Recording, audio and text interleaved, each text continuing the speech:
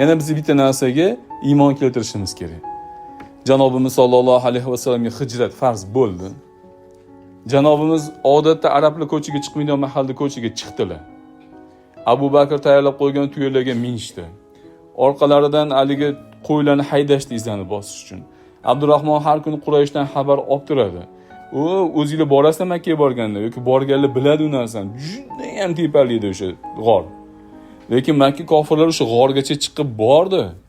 Bitta engashsagini ko'rardi.